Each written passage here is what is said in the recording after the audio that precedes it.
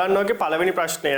මේකෙත් තියෙනවා F සමානයි KAV හි F යනු බලයද A යනු අරයද V යනු ප්‍රවේගයද K හි මාන වන්නේ. එහෙනම් මෙතනදී අපිට බොහොම ලේසි F සමානයි KAV පළවෙනි ප්‍රශ්නය මේ. එහෙනම් මෙතනදී අපිට K වල මාන අහන්නේ නම් K ව උක්ත කරගන්න පුළුවන් F සමානයි AV. ඉතින් මේකේ මාන කෙලින්ම K වල මාන ගන්න පුළුවන් අපිට. බලයේ මාන ML T ඍණ 2. A කියන්නේ ත්වරණය නෙවෙයි අරය. එහෙනම් L. V කියන්නේ මෙතනදී LT ඍණ 1. එහෙනම් මෙතනින් ගත්තොත් එහෙම L අකුරට L අකුර කපලා යනවා. එහෙනම් මෙතනදී M L ඍණ 1 T ඍණ 1 කියලා ගන්න පුළුවන්. එහෙනම් මෙතනදී ගත්තොත් එහෙම මේකෙදි පිළිතුරු අංකය 4 කියන එක ගන්න පුළුවන්. පිළිතුර 4 කියන එක. හරිද? එතකොට තව පොඩි දෙයක් කිව්වොත් එහෙම මෙන්න මේ මානම තියෙන තව එක්කෙනෙක් ඉන්නවා. කවුද? අපි භෞතික විද්‍යාවේදී හොඳට දන්න කෙනෙක්. ඔයගොල්ලන්ට ඉස්සරහදී ඉගෙන ගන්න පුළුවන්. මෙන්න මේ මානමයි තියෙන්නේ දුෂ්‍රාවිතා සංගුණකයට.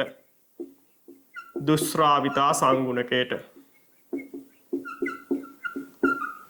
දුෂ්‍රාවිතා සංගුණකය නීටා කියන කෙනාගේ මානත් මෙතනදී M L ඍණ 1 T ඍණ 1. එතකොට ඒක මතක තියාගන්නත් හරි අපිට දැක්ක ගමන් හරියයි පහසුවෙන් හඳුනා ගන්න පුළුවන්. මේ තියෙන සියලුම දර්ශක පද එකයි. දුෂ්‍රාවිතා සංගුණකයේ මානවල සියලුම දර්ශක පද එකයි. අපිට රක් ගාලා ප්‍රශ්නකදී අහපු ගමන් ඒක හඳුනා ගන්න පුළුවන්. හරිද? එතකොට ඊට පස්සේ දෙවෙනි ප්‍රශ්නේ තියෙන්නේ මයික්‍රෝමීටර් ස්ක්‍රූප් වාමානයක් මගින් කියවෙන පාඨාංකය. හරිද? එහෙනම් මෙතන තියෙන මයික්‍රෝමීටර් ස්ක්‍රූප් වාමානය මගින් කියවෙන පාඨාංකය. එහෙනම් මෙතනදී දැන් මේකේ කුඩාම මිනුම හොයා ගන්න ඕන. එතකොට ඕගොල්ලෝ මේ කුඩාම මිනුම හොයා ගන්නකොට මේ මයික්‍රෝමීටර් ස්ක්‍රූප් වාමානයේ ওই රේඛීය පරිමාණයේ මෙන්න මෙහෙම උඩු කොටසේ විතරයි නම් රේඛා තියෙන්නේ. බෙදීම් සලකුණු තියෙන්නේ. ඒකේ කුඩාම මිනුම වෙන්නේ මෙතනදී 1 මීටර්. උඩ කොටසේ විතරක් බෙදුම් නැතුව යට කොටසෙත් බෙදුම් තියෙනවා නම් යට කොටසෙත් බෙදුම් තියෙනවා නම් උඩ කොටසේ බෙදුම් වලට අමතරව යට කොටසෙත් බෙදුම් තියෙනවා නම් මේ වගේ එක කුඩාම මිනුම වෙන්නේ මෙතනදී 0.5 මිලිමීටර. එහෙම නැත්නම් මෙතනදී භාගයයි මිලිමීටර. ඊට පස්සේ ඊළඟට මෙතනදී මෙන්න මේකේ වෘත්තාකාර පරිමාණයේ බෙදා ඇති කොටස් ගන්න හොයාගන්න එපා. දැන් 25 ඉලක්කම පේන්න තියෙනවා. එතකොට මේක සමහරට කොටස් 100ක එකක් වෙන්නත් පුළුවන්, කොටස් 50 එකක් වෙන්නත් පුළුවන්. එතකොට හඳුනාගන්නේ කොහොමද? සාමාන්‍යයෙන් මෙන්න මෙහෙමයි. පෙනෙන්නට තියෙන ඉලක්කම් ඔක්කොම ටික 50ට වඩා අඩුයි නම් පෙනෙන්නට තියෙන ඉලක්කම් ඔක්කොම ටික 50ට වඩා අඩු වේවා නම් මොකද වෙන්නේ? වෘත්ත පරිමාණයේ කොටස් ගාන 50යි. පෙනෙන්නට තියෙන ඉලක්කම් ටික 50ට වඩා වැඩි නම් 50ට වඩා වැඩි එක ඉලක්කමක් හරි පෙනෙන්නට තියෙනවා නම් වෘත්ත පරිමාණයේ කොටස් ගන්න කොටස් 100යි. එහෙනම් මෙතනදී ගත්තොත් එහෙනම් පෙනෙන්නට තියෙන ඉලක්කම් ඔක්කොම 50ට වඩා අඩුයි. එහෙනම් මේකේ වෘත්ත පරිමාණයේ කොටස් ගන්න 50යි තියෙන්නේ. එහෙනම් මෙතනදී කුඩාම මිනුම ගන්න පුළුවන් ප්‍රධාන පරිමාණයේ කොටසකගේ. ඇයි බලන්න මෙතන ඉර යටත් බෙදීම් සලකුණු තියෙනවා. එහෙනම් මෙතනදී බෙදීම 50. එහෙනම් මෙතනදී ගන්න පුළුවන් 0.01 මිලිමීටර. එහෙනම් එතකොට ප්‍රධාන පරිමාණයෙන් කියවා ගන්න පුළුවන් දේ. එහෙනම් අපිට මෙතන පාඨාංකය ගන්න පුළුවන්. ප්‍රධාන පරිමාණයෙන් කියව ගන්න පුළුවන් අපිට නැත්නම් රේඛීය පරිමාණයෙන් 0.5 මිලිමීටර. එහෙනම් ඒක ධන. මෙතනදී සමපාත කොටසේ අංකය 25 24 23.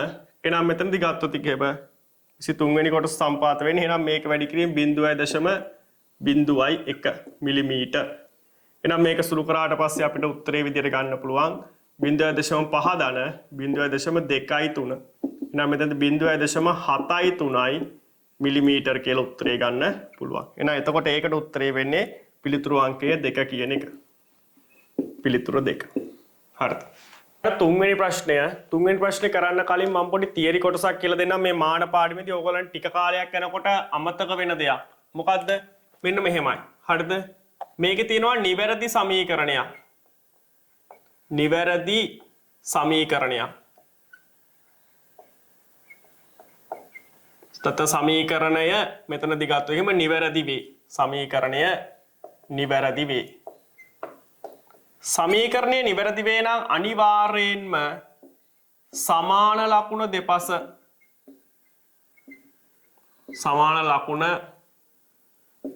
දෙපස මාන සමාන වේ. එතකොට සමාන ලකුණ දෙපස මාන සමානයි.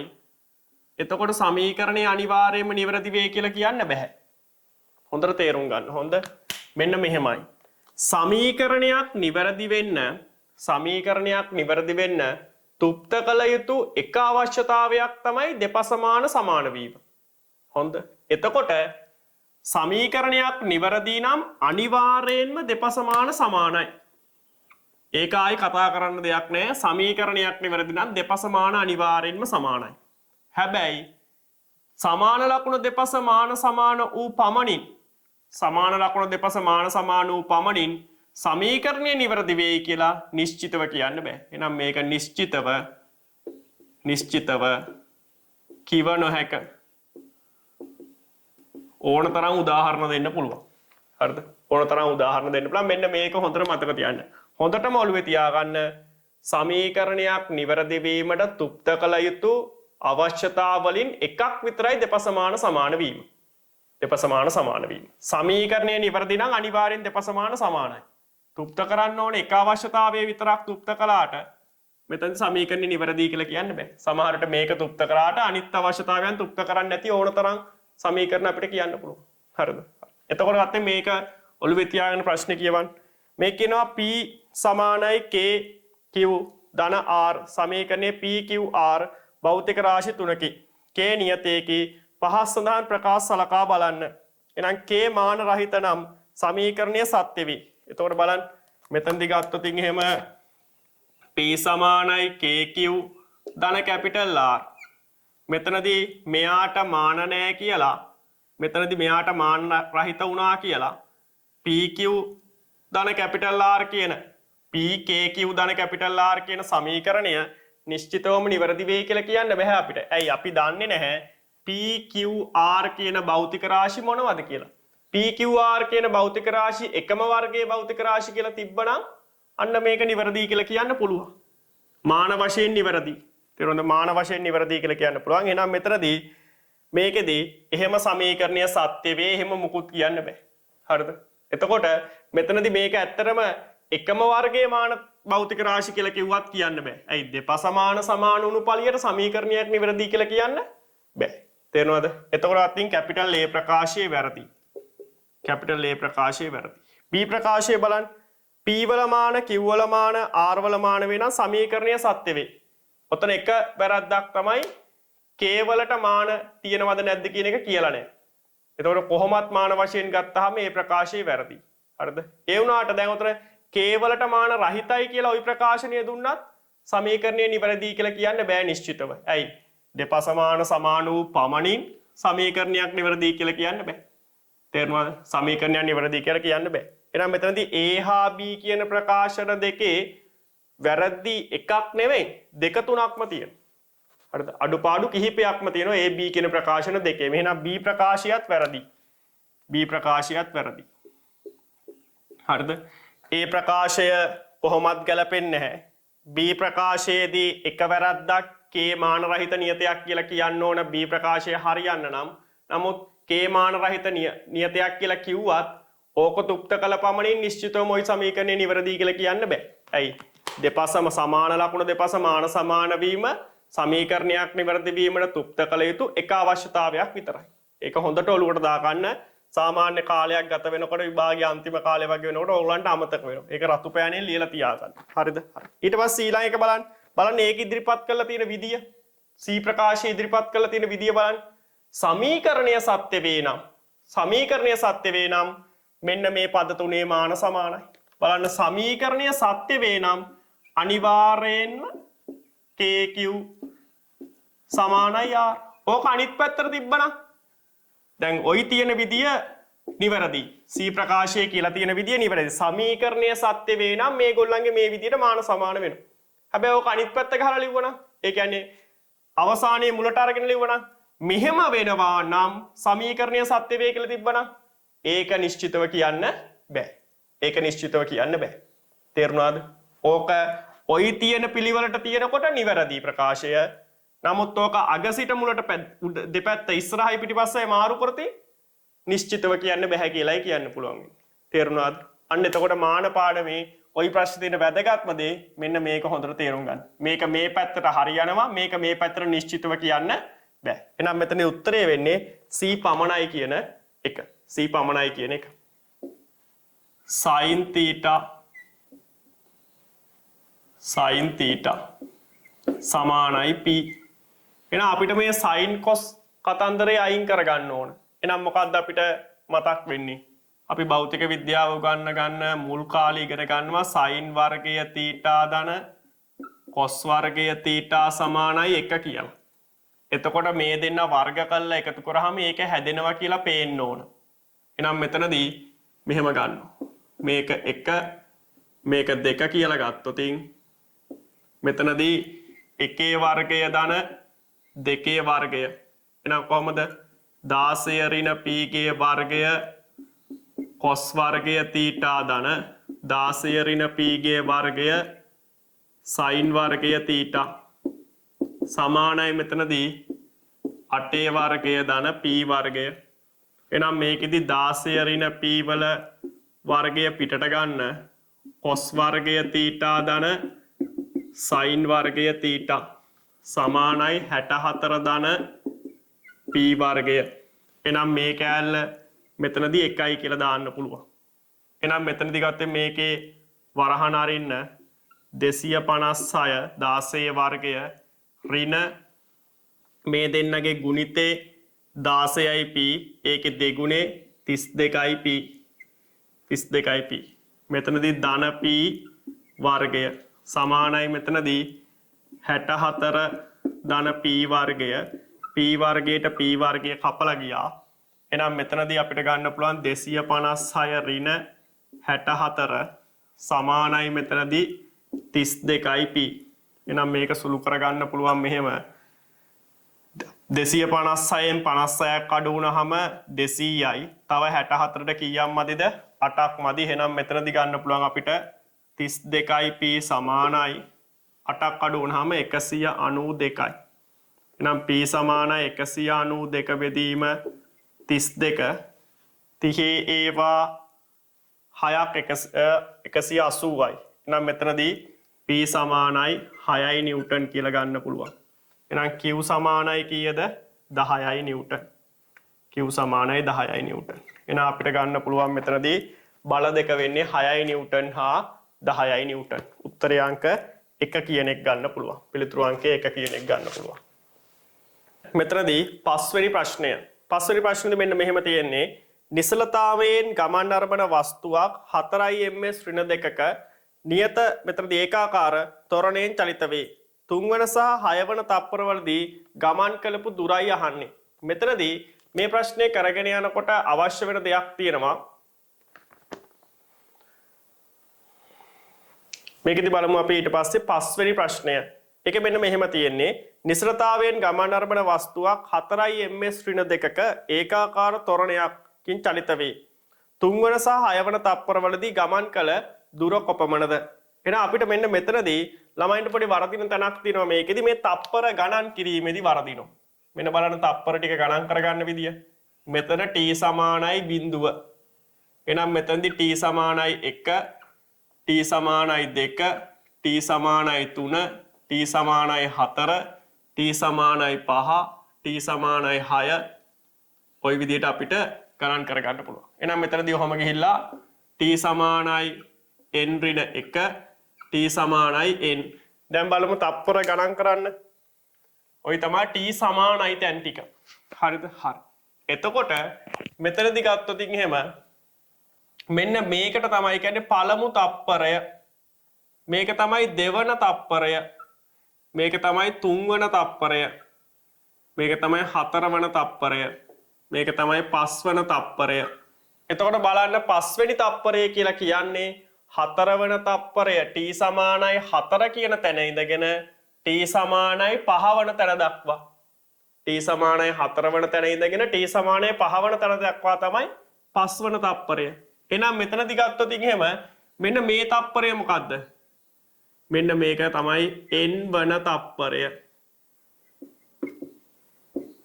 n වන තප්පරය. අන්න ඒකට තමයි කියන්නේ n වන තප්පරය. පැහැදිලිද? ඔන්න ඔය විදිහටයි තප්පර ටික ගණන් කර ගැනීම සිදු කරන්නේ. අපි මුලින්ම ගලමු මෙතනදී ඕක දැන් අවස්ථා දෙකක් අහනවනේ. ඒකෙහිඳ අපි මෙතනදී n වන තප්පරේ ගමන් කරන ලද දුර සොයමු. නම් මේ බලන්න. මෙයා මෙතනදී කොහොම තියෙනවා? මෙන්න මේ අවස්ථාව. මෙතනදී මෙයාගේ u සමානයි 0යි. මෙතනදී t සමානයි 0යි. එහෙනම් මෙතනදී ගත්තොත් ඉතින් මෙයා ත්වරණයෙන් යන්නේ සිම්පල් a කියලා ගමු ත්වරණය. හරිද? එහෙනම් මෙන්න මෙයා මෙතන ඉන්නවා t සමානයි n ඍණ 1 වන මොහොතේදී මෙයා මෙන්න මෙතන ඉන්නවා t සමානයි n කියන මොහොතේදී. එහෙනම් මෙන්න මෙතනදී මේ ආරම්භක මොහොතේ ඉඳගෙන මෙතනට තියෙන දුර අපි ගමු sn ඍණ 1. මෙතනට තියෙන දුර ගමු අපි sn කියලා. එහෙනම් මෙන්න මේ තියෙන්නේ මොකද්ද? n වන තප්පරයේ ගමන් කරන ලද දුර. ඒ කියන්නේ sn ඍණ 1. එහෙනම් මේකට යොදන්න ඕන සමීකරණය කල්පනා කරන්න.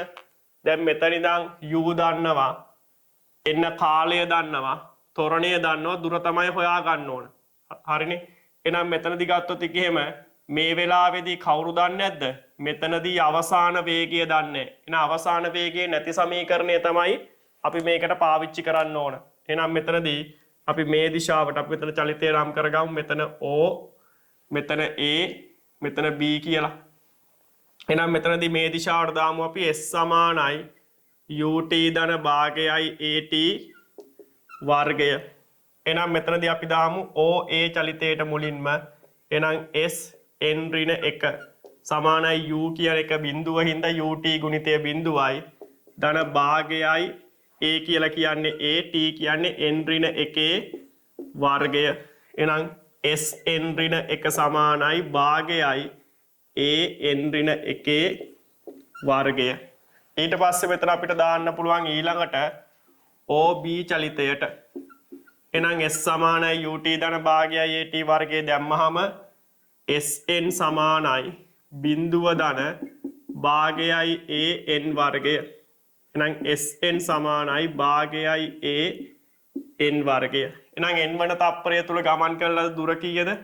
මෙන්න මෙයාගෙන් මෙයාව අඩු කරාම එන්නේ.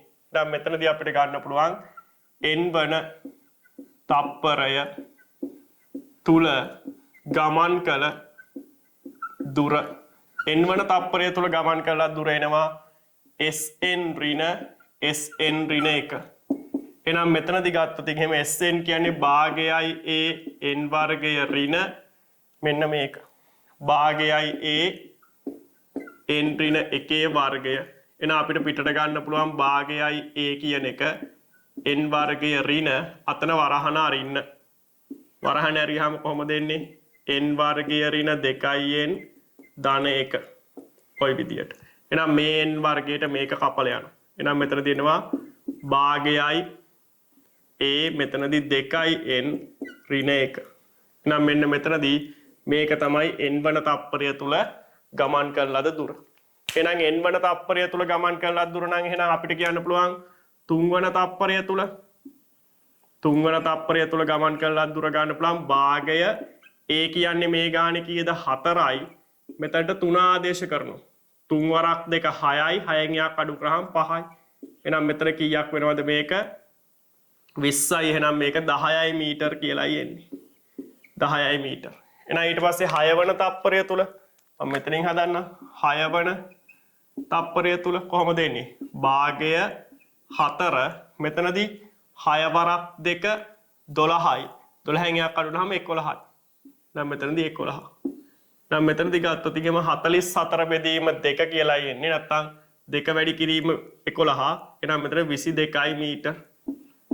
22යි මීටර. එහෙනම් මෙතනදී මේ දෙන්නගේ එකතුව කීයද එන්නේ? 32යි මීටර කියන එකයි උත්තරේ වෙන්නේ. 32යි මීටර කියන එකයි උත්තරේ. පිළිතුරු අංකය 3 කියන එක. පිළිතුරු අංකය 3 කියන එක හොඳට මතක තියාගන්න. මෙන්න මේ තප්පර ගණන් කිරීම. තප්පර ගණන් කිරීම හොඳට මතක තියාගන්න. මේස සමීකරණයක් විදිහට නිකන් මතක තියාගත්තත් ගැටලුවක් නැහැ. හරිද? අපිට ගණන් වලදී උපකාරී වෙන්න පුළුවන්. හරිද? 6 වෙනි ප්‍රශ්නය මෙන්න මේකෙදි මෙහෙම කියනවා දෛශික පහක් නිරූපණය වෙනවලු මේවයි සංප්‍රයුක්තය මොකක්ද කියලා අහන්නේ. එහෙනම් මෙතනදී ත්‍රිකෝණයක අනුපිළිවෙලින්ගත් පාද දෙකක් මගින් විශාලත්වයෙන් හා දිශාවෙන් දෛශික දෙකක් නිරූපණය කරන්න පුළුවන් නම් ඒ වගේ සංප්‍රයුක්තය ආරම්භයේ සිට අවසානය දක්වා මෙන්න මේ පටන් ගත්ත තැන ඉවර වෙන තැනට යා කරාම ලැබෙන එකෙන් නිරූපණය වෙනවා. හරිද? එතකොට ඕක තමයි කියන්නේ ත්‍රිකෝණ නියමය නැත්නම් දෛශික ආකලන නියමය. ඔය වගේ විවිධ නම් ප්‍රමාණයක් මේකට භාවිතා වෙනවා. නම් මෙතනදීත් මේ බලන්න. මෙන්න මේකයි ගත්තට පස්සේ එහෙනම් අන්න එතනින් ත්‍රිකෝණයක් සම්පූර්ණ වෙනවා. එහෙනම් මේ දෙන්නගේ සංප්‍රයුක්තය මෙතන ඔහොම තියෙනවා ඒක AC කියලා. AC. ඊට පස්සේ මෙතන කොහොමත් AC එක්කෙනෙක් ඉන්නවා. මේ දෙන්න බලන්න. ඒ දෙන්නගේ සංප්‍රයුක්තය මෙතන තියෙනවා AC කියලා. AC කියලා. එහෙනම් මෙතනදී ගත්තොත් මෙතන සංප්‍රයුක්තය 3යි AC වෙනවා. 3යි AC වෙනවා. බොහොම පහසු ප්‍රශ්නයක්. උත්තරේ අංක මෙතනදී 4 කියන එක ගන්න පුළුවන්. පිළිතුරු අංකය 4 කියන එක ගන්න පුළුවන්. ඊපස්සේ බලන්න 7 වෙනි ප්‍රශ්නය. මෙතනදී ප්‍රවේග කාල ප්‍රස්ථාරයක් දීලා ඒකෙන් විස්ථාපන කාල ප්‍රස්ථාරය තමයි අහන්නේ. එහෙනම් මෙතනදී මොකද්ද මේ ප්‍රවේග කාල ප්‍රස්ථාරයක් විස්ථාපන කාල ප්‍රස්ථාරයක් බවට පරිවර්තනය කරද්දී හිතන්න ඕන දේ පහසුම කරුණ හිතන්න පහසුම කරුණ මෙන්න මේකයි. මොකද්ද? VT ප්‍රස්ථාරයේ y ඛණ්ඩාංකයට හරිද? VT ප්‍රස්ථාරයේ y ඛණ්ඩාංකයට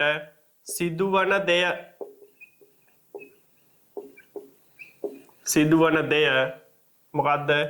ST ප්‍රස්ථාරයේ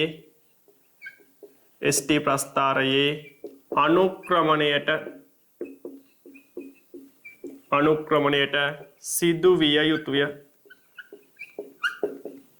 ඔන්න ඔකයි හිතන්න ඕන දේව රතු පෑනින් ලියලා තියාගන්න. Tamanට එකපාරට මතක් වුණේ නැත්නම් ඔන්න ඔක තමයි විගාන හදන්න ඕන දේ. එහෙනම් මෙතනදී මේ වක්‍රය මතම ලියාගමු මෙයාගේ y ඛණ්ඩාංකයට වෙන දේ මොකද්ද වෙන්නේ? මෙන්න බලන්න පටන් ගන්න මොහොතේ y සමානයි 0යි. මේ y ඛණ්ඩාංකය හොඳද? හරි. එහෙනම් මෙයාගේ මොකද වෙන්නේ? ධන y වැඩි වේ. මේ ධන y යගේ වැඩි වෙනවා. ඊට පස්සේ මෙතන ධන y නියතනේ. ඊට පස්සේ මෙතන ධන y අඩු වේ. මෙන්න මෙතනදී ආයේ y සමානයි 0යි. මෙතනදී මොකද වෙන්නේ? ඍණ y වැඩි වේ. එහෙනම් ඕක තමයි මෙයාගේ මොකට වෙන්න ඕනද? අනුක්‍රමණයට වෙන්න ඕනේ. එහෙනම් ST ප්‍රස්ථාරය මොකද වෙන්නේ? ආරම්භක අනුක්‍රමණය ශූන්‍යයි. ආරම්භක අනුක්‍රමණය ශූන්‍යයි. ධන අනුක්‍රමණය එන්න වැඩි වෙනවා. ඊට පස්සේ ධන අනුක්‍රමණය නියත.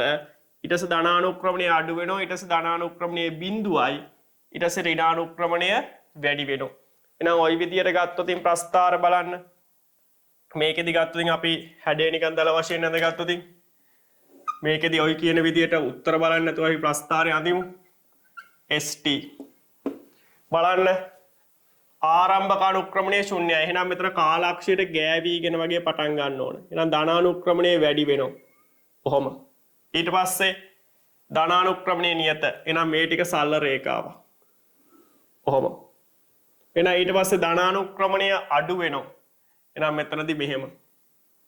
අඩු වෙලා බිඳුව වෙනවා. එහෙනම් මෙතනදී කාලාක්ෂයට සමානයි. ඊට පස්සේ ඍණානුක්‍රමණය වැඩි වෙනවා. කාලාක්ෂයට සමාන්තර වෙලා තිබිලා කොහොම වෙන්න ඕන. මෙන්න මෙතනදී මේක කාලාක්ෂයට මෙහෙම ස්පර්ශකයක් ඇද්ද ඉතින් ඒක කාලාක්ෂයට සමාන්තර වෙන්න ඕන. එහෙනම් ওই විදියට ওই හැඩයට ගැලපෙන රූප සටහන වෙන්නේ උත්තරය අංක 1 හා 2 වගේ වෙන්න ඕනේ. එහෙනම් උත්තරය අංක පිළිතුරු අංකයේ 2 කියන එක තමයි වඩාත්ම නිවැරදි එක වෙන්නේ. ඊපස්සේ බලන්න 8 වෙනි ප්‍රශ්නය. මේකේ තියෙනවා සුමට තලයක් මත තබන ලද වස්තුවක් මත 100 නිව්ටන් බලයක් යෙදුව විට එහි ත්වරණය සහ අභිලම්බ ප්‍රතික්‍රියාවයි අහන්නේ. එහෙනම් මෙතනදී මේකෙදී අභිලම්බ ප්‍රතික්‍රියාව අහන එන අපිට පුළුවන් මෙයාගේ බර ලකුණු කරගන්න. බර ලකුණු කරගන්නවා මෙතනදී මෙයා 10යි කියන්නේ මේක 10න් ගුණ කරාම 100යි නිව්ටන්. නම් මෙයාගේ අභිලම්බ ප්‍රතික්‍රියාව R.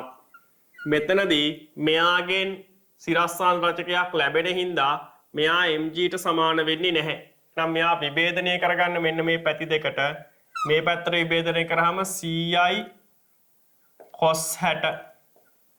මේ පැත්තට විභේදනය කරාට පස්සේ මේක ci sin 60. එහෙනම් මුලින් අහන්නේ ත්වරණයනේ. එහෙනම් මේ දිශාවට f සමානයි ma දාන්න ci මෙතනදී cos 60 කියන්නේ 100 වැඩි කිරීම cos 60ට ආදේශ කරනවා භාගය සමානයි m කියන්නේ 10යි a. නම් මේ 10ට මේ බිඳුවට මේ බිඳුව කැපුණා a සමානයි 5යි ms ඍණ 2යි. ඊට පස්සේ මෙතනදී සිරස් සමතුලිතතාව සලකන්න. ඒ සිරස් දිශාවට ත්වරණ යන්නේ නැහැ. සිරස් සමතුලිතතාව සැලකීමෙන් ගත්තොත් එහෙම කොහොමද එන්නේ? r ඍණ 10 ඍණ මෙතනදී r ඍණ 100 ඍණ මෙතනදී ci sin 60. එහෙනම් 100 sin 60 කියන්නේ මූල 3 බෙදීම 2යි. සමානයි මෙතනදී බිඳුවයි. එහෙනම් r සමානයි 100 ධන 50යි මූල 3. එහෙනම් 50ක් පිටට ගන්න r සමානයි මෙතනදී 50 වාරයක් 2 ධන මූල 3යි නිව්ටන්. එහෙනම් මෙතනදී පිළිතුරු අංකය 5 කියන එක ගන්න පුළුවන්. පිළිතුරු අංකය 5 කියන එක ගන්න පුළුවන්. ඊට බලන්න මේකේ 9 වෙනි ප්‍රශ්නේ මෙන්න මෙහෙම කියනවා. තිරසට අංශක 30ක් ආනත තලයක් මත ස්කන්ධය නියත වේගයෙන්. ඉතා වැදගත් එතන වචනය නියත වේගයෙන් කියන එක. නියත වේගයෙන් යනවා නම් ත්වරණය ශුන්‍යයි. නියත වේගයෙන් යනවා නම් ත්වරණය ශුන්‍යයි. ලිස්සයි නම් ස්කන්ධයත් ආනත තලයත් අතර ගතික ඝර්ෂණ සංගුණකය කොපමණද කියලායි අහන්නේ. එහෙනම් මෙතනදී ගත්තොත් එහෙම මේකේ බල ලකුණු කරමු. නම් මෙතනදී ගත්තොත් මෙයා mg මෙතනදී අභිලම් ප්‍රතික්‍රියාව අපිට ගන්න පුළුවන් r. එහෙනම් මෙතනදී මේක මෙහෙට ගත්තට පස්සේ මෙතන අංශක 30 නම් මෙතනත් අංශක 30යි. හරිද? මෙතනත් අංශක 30යි. එහෙනම් මේක විභේදනය කරගන්න මේ දිශාවට mg cos 30 මේ දිශාවට mg sin 30. mg sin 30. එහෙනම් මේ බලයට මෙයා පහළට චලිත වෙනකොට මෙයා මත ඝර්ෂණ බලය මේ දිශාවට. එහෙනම් මේක μ. එහෙනම් මේක චලනය වෙනවා. එහෙනම් මේක අපිට ලියන්න පුළුවන් කොහොමද?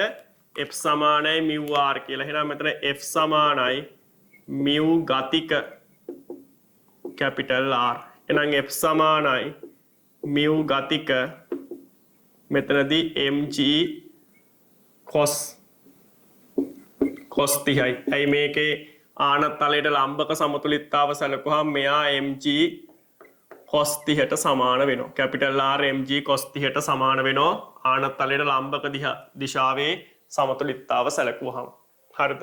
එහෙනම් දැන් මෙතනදී මෙයා මෙහෙට යන්නේ මෙතනදී v නියත ප්‍රවේගයෙන් v නියත.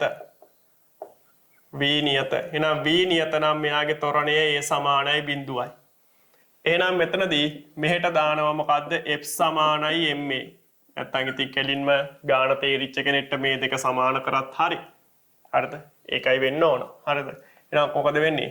මෙතනදී f කියන්නේ අසමතුලිත බලය mg sin 30 ඍණ මෙතනදී මොකද්ද?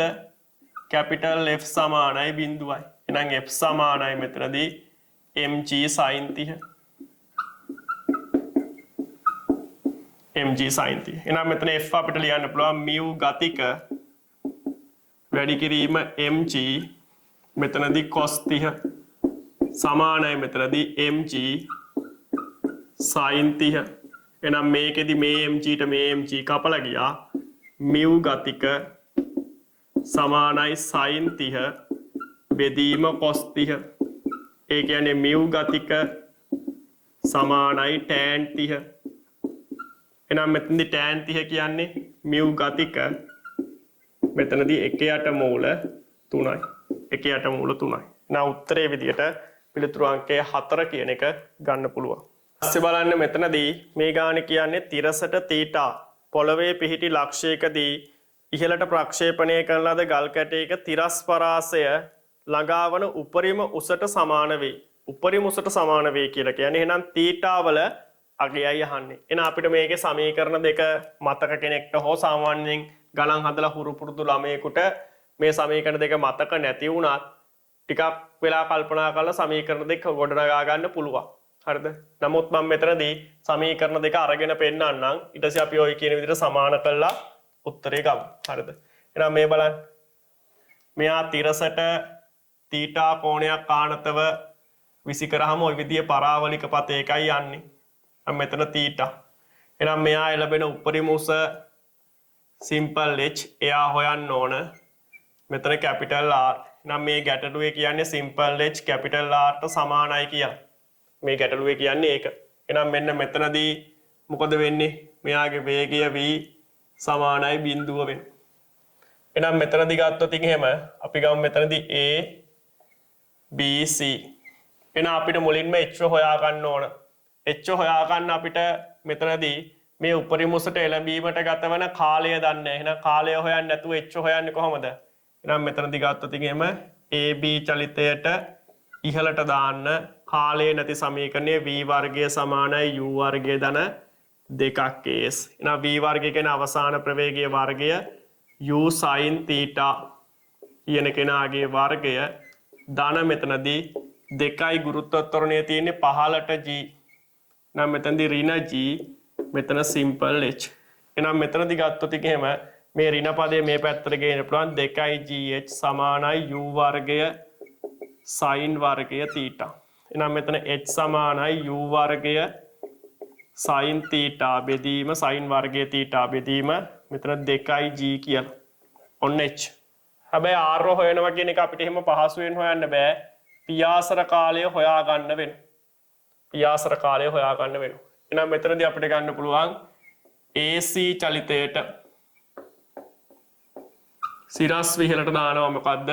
අපිට මෙතනදී මෙතන අවසාන ප්‍රවේගය දන්නේ. එහෙනම් අවසාන ප්‍රවේගය නැති සමීකරණය මොකද්ද? අවසාන ප්‍රවේගය නැති එක S සමානයි UT ධන භාගයයි AT වර්ගය. එහෙනම් මෙතනදී බලන්න සිරස්ව කරලා තියෙන විස්ථාපනීය බිඳුවයි. නම් මෙතනදී U capital T ධන භාගයයි ඍණ G capital T වර්ගය. නම් මෙතන බිඳුව සමානයි. මෙතන U වෙනුවට ආදේශ කරනකොට සිරස් සංරචකයේ හින්දා නිකම්ම U දාන්න බෑ. මෙතන දාන්න ඕන බිඳුව සමානයි U sin theta. ඔය විදියට. හරිද? එහෙනම් මෙතනදී ගත්තොත් එහෙම මෙතනදී බිඳුව සමානයි T අකුරක් පිටට ගන්නවා U sin theta ඍණ භාගයයි G. එහෙනම් මෙතනදී මේකෙදි T සමානයි බිඳුව හෝ T සමානයි 2u sin theta බෙදීම මෙතනදී 2u sin theta බෙදීම මෙතනදී T අකුරක් එන්න ඕන. 2u sin theta බෙදීම 2යි මෙතන G කියලා එන්නේ. හරිද? ඔන්න ඔය විදිහට උත්තර දෙකක් එනවා. උත්තර දෙකක් එන්න හේතුව ඇයි? මේ සමීකරණ ඉතාම සාධාරණයි. ඇයි උත්තර දෙකක් එන්න හේතුව වෙන්නේ? මෙතනදී මේ අවස්ථාවේදී විස්ථාපනය ශුන්‍ය වන තැන් දෙකක් ඉන්නවා. එකක් මොකද්ද? t සමානයි බිඳුවේදී විස්ථාපනය ශුන්‍ය වෙනවා. t සමානයි බිඳුවේදී සිරස් විස්ථාපනය ශුන්‍ය වෙනවා. ඒ ආරම්භක අවස්ථාව. t සමානයි 2u බෙදීම 2u sin theta බෙදීම g කියන අවස්ථාවේදී s බිඳුව වෙනවා. ඒ කියන්නේ මෙතනදී. එහෙනම් මෙතනදී පියාසර කාලය පියාසර කාලයකම කැපිටල් T සමානයි 2u sin theta බෙදීම g වෙන්නේ.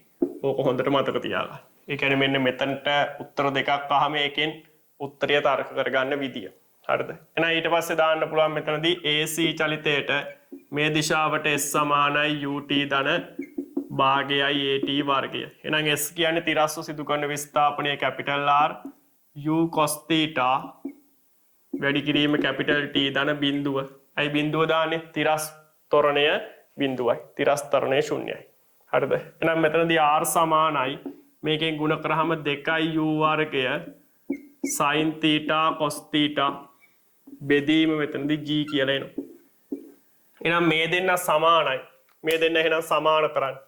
හරිද? මේ දෙන්න සමාන කරාට පස්සේ කොහොමද එන්නේ? u වර්ගය sin වර්ගය theta බෙදීම 2g සමානයි මෙතනදී 2u වර්ගය sin theta cos theta බෙදීම g. එහෙනම් g ට g කපල යනවා u වර්ගයට u වර්ගය කපල යනවා. මෙතනදී ගත්තොත් එහෙම sin theta එකකට sin theta එකක් කපල යනවා. එහෙනම් sin theta බෙදීම cos theta සමානයි 4යි කියලා ඉන්නේ. අයි මේ දෙක එහා පැත්තට ගුණ වෙනවනේ. එහෙනම් tan theta සමානයි 4යි. ඒ කියන්නේ theta සමානයි tan inverse 4යි කියන එක. theta සමානයි tan inverse 4යි. එහෙනම් මෙතනදී පිළිතුරු අංකය ගත්තොත් පිළිතුරු අංකය 4 කියන එක ගන්න පුළුවන්. පිළිතුරු අංකය 4 කියන එක ගන්න පුළුවන්. හරිද? එතකොට මේ ප්‍රකාශන ඔප්පු කිරීම අත්‍යවශ්‍ය නැහැ. ළමයෙකුට මේවා නම් ඉතින් කටපාඩම් කරගන්න එපා. මෙතනදී මේවා ටිකක් හිතුවතින් හදා ගන්න පුළුවන් බොහොම අඩු කාලයකදී. හරිද? මම මේ නොදන්නම කෙනෙක් ඉදී කියලායි මේ ටික අංග සම්පූර්ණව කියලා දුන්නේ. හරි ප්‍රශ්නය ස්කන්ධය 60 කිලෝග්‍රෑම් වන මිනිසෙක් 2 ms ඍණ දෙකක නියත ත්වරණයෙන් ඉහළට යන උත්තෝලකයක් තුල සිටි මිනිසා විසින් උත්තෝලකයේ මත ඇති කරන බලය. එහෙනම් මිනිසා විසින් ඇති කරන බලයයි අහන්නේ. එහෙනම් මෙතනදී ගත්තේ මේ උත්තෝලකයක් කියන්නේ ලිෆ්ට් එකක්. මෙහෙම මිනිස්සෙක් ඉන්නවා කියලා හිතමු. මේ මිනිස්සයා ස්කන්ධය m කියලා හිතමු. එහෙනම් එයාගේ බර mg මිනිසා මත උත්තෝලකයේ නැති කරන බලය තියෙන කැපිටල් R. එහෙනම් මෙයා සිම්පල් A ත්වරණයෙන් ඉහළට යනවා කියලා ගමු. එහෙනම් මෙතනදී මිනිසාට ඉහළට F සමානයි MA දාමු. එහෙනම් මෙතන ලිෆ්ට් එක ත්වරණය වෙනකොට නැත්නම් උත්තෝලකයේ ත්වරණය වෙන මොහොතේදී මිනිසා ත්වරණය වෙනවා. එහෙනම් මෙතනදී කැපිටල් R ඍණ mg සමානයි MA. එහෙනම් මෙතනදී R සමානයි m වාරයක්. මේක මේ පැත්තට යනකොට m අකුරක් පිටට අරගෙන මෙතනදී g ධන සිම්පල් A. ඔක ප්‍රකාශනයක් විදිහට මතක තියාගත්තත් පුළුවන්. හරිද? එතකොට මෙතනදී මේකම තියෙන තව අවස්ථා කිහිපයක් තියෙනවා. මේකම තියෙන තව අවස්ථා මොනවද? තන්තුවේ ආතතියකටත් ওই වගේම මේක මේ විදිහටම ගන්න පුළුවන්. හරිද? ඊට පස්සේ මෙතනදී උඩුකුරු තෙරපුමටත් මේක මේ විදිහටම ගන්න පුළුවන්. හරිද? හරි. එහෙනම් මෙතනදී ගත්තොත් එහෙම කැපිටල් R වල අගය සමාන වෙන්නේ මිනිස්යාගේ ස්කන්ධය 60යි. 60 මෙතන 10 ධන 2. එහෙනම් මෙතනදී R සමානයි 60 වැඩි කිරීම 12. එහෙනම් මෙතනදී R සමානයි 720යි නිව්ටන්. එහෙනම් ඔය තියෙන්නේ මොකද්ද? උත්තෝලකයේ විසින් මිනිසා මත බලය. ඉහළට 720යි නිව්ටන්. හරිද? එතකොට ගාණය අහන්නේ මොකද්ද? ගැටලුවේ අහන්නේ උත්තෝලකයේ මත මිනිසා විසින් ඇති කරන බලය. නැත්නම් මිනිසා විසින් උත්තෝලකයේ මත බලය. හරිද? එහෙනම් මෙතනදී ගත්තෙන් ඒක මොකද වෙන්නේ? 15ට 720යි නිව්ටන්. 15ට 720යි නිව්ටන්. එතකොට ගත්තොත් ඉතින් මෙතනදී පිළිතුරු වෙන්නේ පිළිතුරු අංකය 4 කියන එක. පිළිතුරු අංකය 4 කියන එක. එතකොට මෙන්න මෙතනදී මේ තියෙන උත්තෝලකය A ත්වරණයෙන් පහළට ගමන් කරොත් R වල අගය මොකද වෙන්නේ? R සමානයි m g ඍණ A. හරිද? එහෙනම් A සමානයි බිඳුව නම් ඒ කියන්නේ ත්වරණයේ බිඳුව නම් R වල අගය මොකද වෙන්නේ? එහෙනම් මෙතනදී R සමානයි mg. එහෙනම් මෙතනදී මේක ගුරුත්ව ත්වරණයෙන් පල්ලෙහාට වැටුනොත් R වල අගය මොකද වෙන්නේ? R වල අගය බිඳුවයි. මේ වගේම මේක තන්තුවේ ආතතියට උඩුකුරු තෙරපුමටත් ගන්න පුළුවන්. හරිද? බලන්න මේකේ 12 වෙනි ප්‍රශ්නය 12 කිලෝග්‍රෑම් ස්කන්ධය මත 50 නිව්ටන් බලයක් යෙදුව විට තන්තුවේ ආතතිය කොපමණද? ස්ථිතික හා ගතික ඝර්ෂණ සංගුණකයන් දීලා තියෙනවා. එහෙනම් මුලින්ම අපි බලන්න ඕනේ ස්ථිතික ඝර්ෂණ බලය හොයලා මෙයා චලිත වන තත්වයට එනවද කියන එක. ඒ කියන්නේ ඔයගොල්ලෝ ඝර්ෂණීය පාඩමේදී ඉගෙන ගන්නවානේ. මොකක්ද ඉගෙන ගන්න? මෙතනදී මේ පැත්තට බාහිර බලය මේ පැත්තට ඝර්ෂණ බලය ප්‍රස්ථාරගත කරාම මේ ප්‍රස්ථාරයේ එන්නේ මෙන්න මෙහෙමයි කියලා. එතකොට මේ ප්‍රදේශයට අපි කියනවා මොකද්ද? ස්ථිතික අවස්ථාව. මේ ටික චලිත නොවේ. යොදන බලය සෑම වෙලාවෙම කාට සමානයිද? ඝර්ෂණ බලයට සමානයි. යොදන බලය සෑම විටම ඝර්ෂණ බලයට සමානයි. මේ ටික චලිත වෙනවා. එතකොට ගත්තොත් එහෙනම් මෙතනදී මේක චලිත වෙන්න නම් මෙන්න මෙතන තියෙනවා සීමාකාරී ඝර්ෂණ බලය. F සීමාකාරී. සීමාකාරී ඝර්ෂණ වල. එහෙනම් චලිත වෙන්න නම් වස්තුව මත ඇතිවන චලිතය ආරම්භ වෙන්න නම් වස්තුව මත ඇතිවන බලය, වස්තුව මත ඇතිවන බාහිර බලය සීමාකාරී ඝර්ෂණ බලය ඉක්මවලා තියෙන්න ඕන. එහෙනම් අපි බලන්න ඕන මෙතනදී සීමාකාරී ඝර්ෂණ බලය ඉක්මවනවාද කියලා. එහෙනම් ඒක බලන්න අපිට මෙයාගේ බර තියෙනවා 120යි නිව්ටන් 12 10න් ගුණ කරාම නම් මේකේ සිරස් සමතුලිතතාව සලකලා R ගන්න පුළුවන් 120යි නිව්ටන්. එහෙනම් මෙතනදී මෙයා මත තලයෙන් ඇතිවන F සීමාකාරී එකේ අපි අගය හොයමු. සීමාකාරී. නම් සීමාකාරී ඝර්ෂණ බලය ගත්තොත් එහෙම ඒක mu ස්ථිතික වැඩි කිරීම කැපිටල් R. එහෙනම් මෙතනදී ගන්න පුළුවන් ඒක 0.5යි වැඩි කිරීම 120. නම් මේක සුළු කරාම 60යි නිව්ටන්. 60යි නිව්ටන්. එහෙනම් මේ බලන්න මෙන්න මෙතන අගය 60යි නිව්ටන්. මෙතන අගය 60යි නිව්ටන්. මෙතන අගය 60යි නිව්ටන් යොදන්නේ මොකද වෙන්නේ? 50යි නිව්ටන්. ඊට වඩා අඩු අගයක්. යොදන්නේ 50යි නිව්ටන්. එහෙනම් මේ 50යි නිව්ටන් යෙදුවට පස්සේ මෙයාට 60 දක්වා වැඩි වෙන්න පුළුවන් මෙන්න මෙතන ඇතිවන ඝර්ෂණ බලයට. එහෙනම් මේකත් මොනවා වෙනවද? 50යි නිව්ටන් වෙනවා. මේ ස්කන්ධයේ ඉස්සරහට ඇදෙන්නේවත් නැහැ. මොකද වෙන්නේ? යොදන බලය සීමාකාරී ඝර්ෂණ බලයට වඩා අඩුයි නම් කරුණක් විදිහට ලියා ගන්න ඉතාම වැදගත් තියරි කරුණක්. යොදන බාහිර බලය සීමාකාරී ඝර්ෂණ බලයට වඩා අඩුයි නම් යොදන බාහිර බලය සීමාකාරී ඝර්ෂණ බලයට වඩා අඩුයි නම් මොකද වෙන්නේ? වස්තුව මත ඇතිවන ඝර්ෂණ බලය බාහිර බලයට සමානයි. වස්තුව මත ඇතිවන ඝර්ෂණ බලය බාහිර බලයට සමානයි. එහෙනම් මෙයාගෙන් මෙතන 50 යොදනකොට මෙතන 50ක් ඇති වෙනවා. එතකොට තන්තුවේ ඇදීමක් නැහැ. තන්තුවේ ඇදීමක් නැහැ කියන්නේ තන්තුවේ ආතතිය T සමානයි 0යි. තන්තුවේ ආතතිය T සමානයි 0යි. එතකොට මේක 60 දක්වා වැඩි කරනවා. 60 දක්වා වැඩි කරොත් මෙතනත් මොකද වෙන්නේ? 60 දක්වා වැඩි වෙනවා. 60ට වඩා පොඩ්ඩක් වැඩි කරනවා. අන්න එතකොට මෙයා චලිත වෙන්න ගන්නවා. එතකොට අර බදන ස්වභාවය අඩු චලිත වෙන අවස්ථාවේදී බදන ස්වභාවය අඩු වෙන හින්දා මේ තත්ත්වෙදී මොකද වෙන්නේ? ඝර්ෂණ බලයේ පොඩි අඩුවීමක් තියෙනවා. එහෙනම් අනිවාර්යෙන් 60 පන්නන්න ඕන මේක චලිතය ආරම්භන්න නම්. එහෙනම් මෙතනදී ගත්තොත් එහෙම තන්තුවේ ඇදීමක් නැහැ. තාම චලිතය ආරම්භ වෙන්නේ නැහැ. ඒකින්ද මෙතන තන්තුවේ ආතතිය 0යි. පිළිතුරු අංකය 5 කියන එකයි උත්තරේ වෙන්නේ. පිළිතුරු අංකය 5 කියන එකයි උත්තරේ වෙන්නේ. 13 වෙනි ප්‍රශ්නේ මෙන්න මෙහෙම තියෙනවා. පොළවට අංශක 60ක් ආනතව යෙදූ 20 නිව්ටන් ස්කන්ධයට තුල්‍ය වූ බලයක් මගින් කම්කරුවෙක් විසින් රෝලය මෙතන රෝලයක් 20 මීටර දුරක් තල්ලු කරගෙන යන විට ඔහු විසින් කරන ලද කාර්ය ප්‍රමාණය. එහෙනම් මේ බලන්න මෙතෙන්දි ගත්තොත් එහෙම මේ විදිහේ රෝලයක් තියෙනවා. හරිද? එතකොට ගත්තොත් මෙන්න මේක මත මෙතනදී පොළවට අංශක 60ක් ආනතව. එහෙනම් පොළව කියන්නේ තිරසනේ. තිරස්වනේ පොළව තියෙන. එහෙනම් මෙතනදී ගත්තොත් එහෙම ඔය විදියට මෙයා මත බලයක් යොදනවා. මෙතන 20 කිලෝග්‍රෑම් ස්කන්ධයකට තුල්‍ය වූ බලයක්. එහෙනම් මෙතනදී 20 කිලෝග්‍රෑම් කියන්නේ ස්කන්ධයනේ ඒක බලයක් බවට පත් වෙනකොට 200යි නිව්ටන් වෙනවා.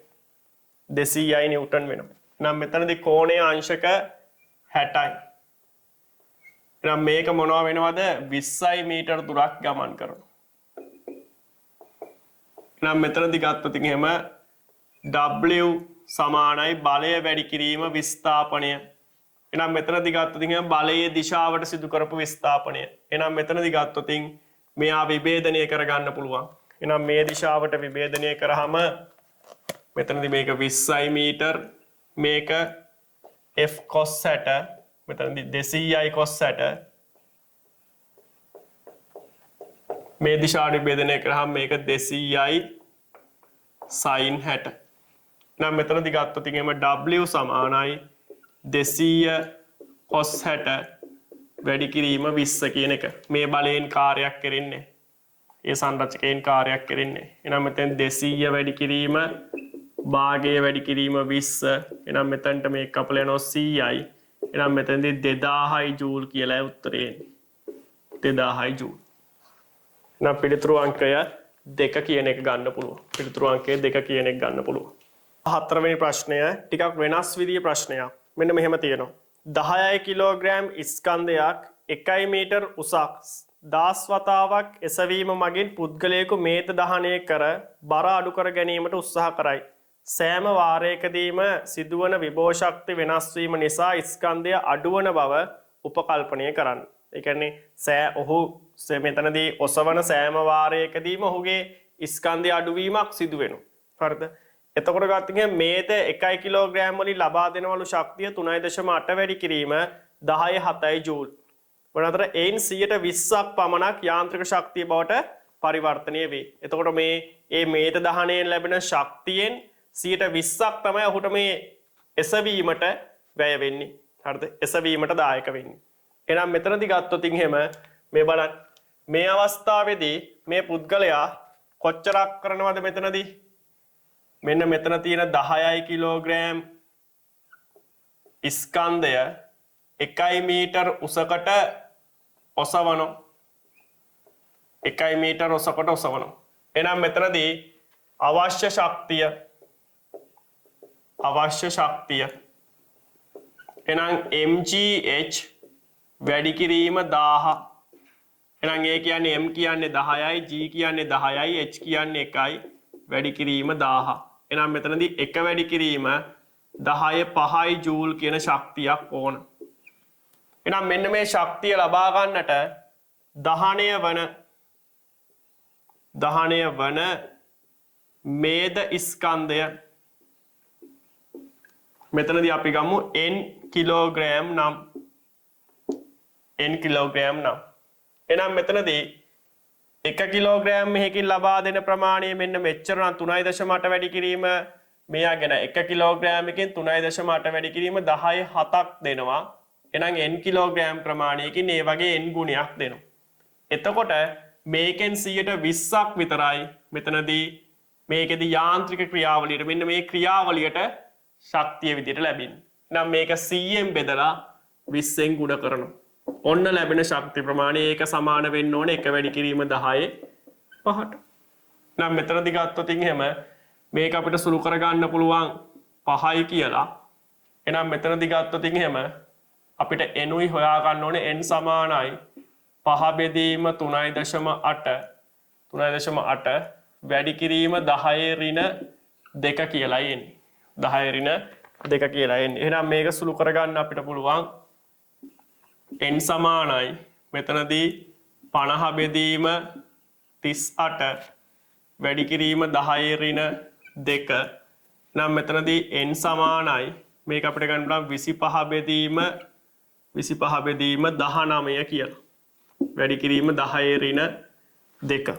10 ඍණ 2. එහෙනම් මෙතනදී ගත්තොත් එහෙම මේක අපිට සුළු කරාට පස්සේ 1 ගානක් උත්තරේ විදියට එන්න ඕන.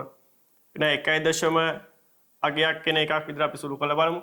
25 බෙදීම 19. එහෙනම් 25ට 19 ඒවා 1යි 19යි මෙතන 6යි. එහෙනම් 60ට 19 ඒවා 3යි. එහෙනම් 57යි. එහෙනම් මෙතනදී ගත්තොත් 30ට 19 ඒවා 1යි. එහෙනම් මෙතන ගන්න පුළුවන් අපිට 1.3 වැඩි කිරීම 10 ඍණ 2යි කිලෝග්‍රෑම්. ඒ කියන්නේ 13 වැඩි කිරීම 10 ඍණ 3යි කිලෝග්‍රෑම්. now උත්තරේ විදියට පිළිතුරු අංක 3 කියන එක ගන්න පුළුවන්. ඊට පස්සේ බලන්න ඕකේ 15 වෙනි ප්‍රශ්නය. ටිකක් විශේෂ විදියේ ප්‍රශ්නයක්. මේකේ තියෙනවා a ධන b. හරිද? දෛශික දෙකේ එකතුවේ මාපාංකය a ඍණ b. a කියන දෙන්නගේ අන්තරයේ මාපාංකයට සමානයිලු. ඒ කියන්නේ මෙතනදී a දෛශිකය ධන b දෛශිකයේ මාපාංකය සමානයිලු. a දෛශිකය ඍණ b දෛශිකය කියන එකේ මාපාංකය. මට එකපාරටම මතක් වෙන්නේ බල සමාන්තරාශි ප්‍රමේය. ඒක දෛශික වලට සත්‍ය ඕනම දෛශිකයකට ඒක යොදන්න පුළුවන්.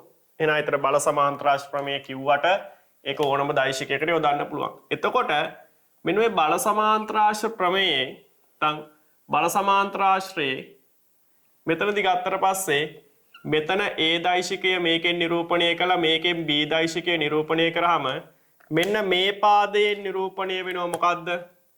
මේ දෙන්නගේ ඡේදන ලක්ෂය හරහා යන විකර්ණයෙන් නිරූපණය වෙනවා එකතුව.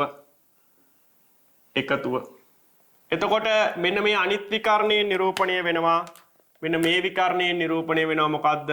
අන්තරය. අන්තරය. පැහැදිලිද? හරි. දැන් එතකොට මේ දෙන්න සමාන වෙන්න ඕන. එහෙනම් මේ විකර්ණයේ දිගයි මේ විකර්ණයේ දිගයි සමාන වෙන්න ඕන. එහෙනම් මේ සමාන්තරාශ්‍රය විශේෂ සමාන්තරාශ්‍රය මොනවද? සමචතුරාශ්‍රය හිතන්න. සමචතුරාශ්‍රයේ මේ විකර්ණය මේ විකර්ණයට සමානයිනේ. එහෙනම් මෙතනදී මේකේ A දෛශිකය මේකේ B දෛශිකය දැම්මොතින් මේ දෙන්න අතර කෝණය 90ක් වුණොතින් එහෙම මේකයි මේකයි සමාන. ඒ කියන්නේ එකතුවයි අන්තරයයි සමානයි. ඕක විතරක් තියෙන්නේ නෑ. තව විශේෂ සමාන්තරාශ්‍රයනේ ඍජු කෝණාශ්‍රය කියන්නේ. ඍජු කෝණාශ්‍රයේ ගත්තොතින් මේ විකර්ණයට සමානයි. එහෙනම් එතකොට මෙතනට A දෛශිකය දාලා මෙතනට B දෛශිකය දැම්මොතින් ওই තියෙන විදිහට ඒ දෙන්න අතර කෝණෙත් අංශක 90. එහෙනම් මෙතනදී මේ අවශ්‍යතාවය තෘප්ත කරනවා නම් එක්ක මේක වෙන්න ඕන නැත්නම් මේක වෙන්න ඕන. දෙකේදීම දෙන්න අතර කෝණේ කීයද? අංශක 90යි. එහෙනම් මෙතනදී A දෛශිකය හා B අතර කෝණය කීයද? අංශක 90යි. අංශක 90යි. එහෙනම් පිළිතුරු අංකය 4 කියන එක ගන්න පුළුවන්. පිළිතුරු අංකය 4 කියන එක ගන්න පුළුවන්. හරන්න ඊට පස්සේ 18 වෙනි ප්‍රශ්නය. මෙන්න මෙහෙම කියනවා ගස් දෙකක් අතර ඇද ඇති සැහැල්ලු අවිතන්‍ය තන්තුවක මධ්‍ය ලක්ෂණ ටයරයක් එල්ලා ඇත. තන්තුවේ අර්ධ දෙක තිරස සමග අංශක 90ට ආසන්න කෝණ සාදයි. එවිට තන්තුවේ ආතතිය. එහෙනම් මෙතනදී ගත්තොත් එහෙම තිරසත් එක්ක මෙන්න මෙතනදී අංශක 90ට ආසන්න කෝණ. එහෙනම් මෙතනදී මේ විදිහට ගත්තොත් එහෙම අපි ගැට ගහලා තියෙන තැන් දෙක. මෙතනදී ඔහොම මෙන්න මේ ලක්ෂණය ගැට ගහලා තියෙනවා. එහෙනම් මෙතනදී ඔන්න ඔහොම අංශක 90ට ඊටාම කිට්ටු වෙන කෝණයක්ලු සාදන්න. දැන් මෙතනදී ওই විදියට අපිට ඔහොම ගන්න පුළුවන්. දැන් මෙතනදී මෙන්න මෙතන කෝණය තීටා කියලා ගත්තොත් ඒක ඉතා අඩු වගේක්. හොඳද? එහෙම වුණොත් ඉන්නේ මෙයා 90ට ලං වෙන්නේ. මෙතන තීටා ඉතා කුඩා බිඳුව නෙවෙයි ඉතා කුඩා ගියා. එහෙනම් මෙතන තමයි ටයරය ගැට ගහලා තියෙන්නේ. එහෙනම් එයාගේ බර mg. එහෙනම් මෙතන තන්තුවේ ආතතිය t, මෙතන තන්තුවේ ආතතිය t. එහෙනම් මෙතනදී ගත්තේ මෙතන කෝණය තීටා, මෙතන කෝණය තීටා. එහෙනම් මෙතනදී ගත්තොත් එහෙම මේක සිරස්ව විභේදනය කරොත් මේ පැත්තට මොකද වෙන්නේ? මේක ගත්තොත් t cos theta එනවා. ආයේ තව t cos theta කෙනෙක් එනවා මේ පැත්තේ ඉන්න කෙනා. එහෙනම් මේ පැත්තට t sin theta, මේ පැත්තට t sin theta. එහෙනම් මේකට මේක කපලා යනවා. එහෙනම් කපලා ගියාට පස්සේ මේකේ සිරස් සමතුලිතතාව සලකන්න. සිරස් සමතුලිතතාව සැලකුවොත් මොකක්ද එන්නේ? 2t cos theta සමානයි mg. එහෙනම් අපෙන් t ගැන අහන්නේ. එහෙනම් t සමානයි mg බෙදීම භාගය වැඩි කිරීම 1/8 cos theta. එහෙනම් මෙතනදී ගත්තොත් එහෙම cos theta ඉතා කුඩා. එහෙනම් theta ඉතා කුඩා නිසා මෙතනදී ගත්තොත් එහෙම මෙතනදී cos theta ආසන්න වශයෙන් සමානයි 1යි. cos theta ආසන්න වශයෙන් සමානයි 1යි. හරිද? එතකොට මේක එකට වඩා පොඩ්ඩක් අඩු වගයක්. cos theta වල අගය එකට වඩා පොඩ්ඩක් අඩු වගයක්. මේක එක වුණොතින් මෙයා මොකද වෙන්නේ? mg බෙදීම 2ට සමානයි. මෙයා එකට වඩා පොඩ්ඩක් අඩු වුණොතින් මෙතන අඩු වගයකින් බෙදුවොතින් එහෙම මොකද වෙන්නේ? එකෙන් බෙදුවොතින් ඒ දෙක mg බෙදීම 2ට සමානයි. ඊට වඩා අඩු වගයකින් බෙදුවොතින් mg බෙදීම 2ට වඩා චුට්ටක් වැඩි. mg බෙදීම 2ට වඩා පොඩ්ඩක් වැඩි. එහෙනම් මෙතන ටයරයේ බරෙන් හරි අඩකට වඩා සුළු වශයෙන් වැඩි වේ. පිළිතුරු අංකය 3 කියන එකයි ගන්න පුළුවන් වෙන්නේ. පිළිතුර 3 කියන එක. පිළිතුර 3 කියන එක අරගන්න පුළුවන්. අන්න මේකෙදී 19 වෙනි ප්‍රශ්නය. 19 වෙනි ප්‍රශ්නේ මෙන්න මෙහෙම තියෙනවා. පහත රූපශ්‍රහණයේ දැක්වෙන තන්තුවල වැඩිම ආතතියක් පවතින්නේ කුමන තන්තුවේද? වැඩිම ආතතියක් පවතින්නේ. එහෙනම් මේකෙදී ගත්තොත් එහෙම මේකේ ආතති දෙක ලකුණු කරගමු මුලින්ම. එහෙනම් මෙතනදී ගත්තොත් එහෙම මේක ගන්න පුළුවන් TA TB කියලා. හරිද? TA TB. එහෙනම් මෙයාගේ බර තියෙනවා 1000 නිව්ටන් කියලා පල්ලෙහාට. එහෙනම් මුලින්ම මේ දෙන්නගේ වැඩි අඩු කවුද කියලා තීරණය කරන්න ඕන. සිරස් සමතුලිතතාව සලකලා ඒක තීරණය කරන්න බෑ. ඇයි? මෙයාගේ සංරචක දෙකේ එකතුව මෙයාට සමාන වීමන්නේ වෙන්නේ. අපිට මෙතනදී තිරස් සමතුලිතතාව සලකන්න. තිරස් සමතුලිතතාව සැලකුවොතින් t cos 50 ta cos 50 cos 50 මෙන්න මෙතන කෝණය 50 තියෙන්නේ නම් සමානයි tb මෙතනදී cos 30 cos 30. එහෙනම් මෙතනදී ගත්තොත් එහෙම මේකෙදි අපිට ලියන්න පුළුවන් මෙන්න මේ විදියට cos 50 කියන එක අඩු අගයක් cos 30ට වඩා. cos 30ට වඩා. cos 50 කියන එක අඩු අගයක් cos 30ට වඩා. cos වල කෝණය වැඩි වෙනකොට අගය අඩු වෙනවා. cos 90.0යි cos 0.1යි. cos 0.1යි. එහෙනම් මෙතනදී ගත්තොත් එහෙම මේ වෙලාවේදී කෝණය වැඩි තැන cos අගය අඩුයි. එහෙනම් මේ අගය අඩු අගයක් මේ අගය වැඩි අගයක්. එහෙනම් මෙතනදී මේ දෙන්නේ ගුණිත සමාන වෙන්න නම් අඩු අගය වැඩි කිරීම වැඩි අගයක්. අඩු අගය වැඩි කිරීම වැඩි අගයක් තමයි මෙතනදී ගත්තොත් වැඩි අගය වැඩි කිරීම මෙතනදී අඩු අගයක්. එහෙනම් මෙතනදී ගත්තොත් එහෙම මේක අපිට ලබා ගන්න පුළුවන් ඒක ගැන හිතුවට පස්සේ මේ සමාන ලකුණ ලැබෙන්න නම් මොකක් වෙන්නවද? අඩු අගය ගුණ කිරීම වැඩි අගයක්. එහෙනම් TA ලොකුයි TB ට වඩා. එහෙනම් මෙතන අපෙන් අහන්නේ ආතතිය වැඩි කාගේද කියලා. එහෙනම් පිළිතුරු අංකය 1 කියන එක ගන්න පුළුවන්. පිළිතුරු අංකය 1 කියන එක ගන්න පුළුවන්. හරි 20 වෙනි ප්‍රශ්නය. ප්‍රශ්න අංක 20 තියෙන්නේ මෙන්න මෙහෙම. නොගැනීය හැකි ස්කන්ධය සහිත දිග 7 මීටර වන දණ්ඩක් තිරස්ව තබා ඇත්තේ දෙකළවරින් ගැට ගැසූ සිරස් කම්බි දෙකක් මගිනි. නොදන්නා ස්කන්ධය සහිත මිනිසෙක් දණ්ඩ මත යම් ලක්ෂයක වාඩි වී සිටින විට හරිද වම් පස කම්බිය සහ දකුණු පස කම්බිය වල ආතති පිළිවෙලින් 300යි නිව්ටන්ස් හා 400යි නිව්ටන් වේ. මෙතනදී දණ්ඩේ වම් පස කෙළවරේ සිට කොපමණ දුරකින්? එහෙනම් මෙතනදී බලන්න මෙයා මෙතනදී 7 මීටර් දිගයිලු. 7 මීටර් දිගයිලු. එහෙනම් මෙතනදී මෙයා තන්තු දෙකකින් කොහොම එල්ලලා තියෙනවා. එහෙනම් මේක 400යි නිව්ටන්ලු. මේක 300යි නිව්ටන්ලු. නම් මේ මිනිස්සයා අනිවාර්යෙන් වාඩි වෙලා ඉන්නේ 400යි නිව්ටන්ට කිට්ටු වෙන්න එපා. නම් මිනිස්සයා මෙතන මම මෙහෙම අඳිනවා. මෙයාගේ ස්කන්ධය කීයක් වෙනවද? මෙයාගේ බර 700යි නිව්ටන් වෙන්න ඕන. මොකද මේ දෙන්නගේ සම්ප්‍රයුක්තය එතකොට මෙන්න මෙතනින් යන්නේ. මේ තන්තුවේ ආතති බල දෙකේ සම්ප්‍රයුක්තය මෙතනින් යන්නේ. ඒක මිනිස්සයාගේ බරට සමාන වෙලා තමයි සමතුලිත වෙන්නේ. එහෙනම් මේ බල දෙකේ සම්ප්‍රයුක්තය මෙතනින් යන්නේ. එහෙනම් මෙතනදී ගත්තොත් එහෙම මොකද වෙන්නේ? මෙතනදී ගත්තොත් එහෙම බල අතර අනුපාතය බල දෙකක සම්ප්‍රයුක්තය යනකොට ගුරුත්ව කේන්ද්‍රය වගේ මතකයිද? බල අතර අනුපාතය සමාන වෙන්නේ මොකද්ද? දුර අතර අනුපාතයේ පරස්පරයට. දුර අතර අනුපාතයේ පරස්පරයට. නැත්තම් මෙතනදී උඩ යට මාරු කරලා එන එකට. ඒ කියන්නේ බල අතර අනුපාතයේ මෙතනදී අපි ගත්තොතින් මේක x මේක y කියලා ගූර්ණ අරගෙනත් මේක හදන්න පුළුවන්. බල අතර අනුපාතය 300ට 400යිනේ. දුර අතර අනුපාතය y බෙදීම x. බල අතර 300ට 400 කියන එක සමාන වෙන්නේ x බෙදීම y ට නෙමෙයි y බෙදීම x ට. y බෙදීම x ට. එහෙනම් මෙතනදී මේක බෙදාගත්තට පස්සේ y හා x බෙදෙන අනුපාතය 3 බෙදීම 4යි. එහෙනම් මෙතනදී ගත්තොත් එහෙම x y ට x අනුපාතය 3ට 4යි. එහෙනම් මෙතනදී x ට y අනුපාතය 4ට 3යි.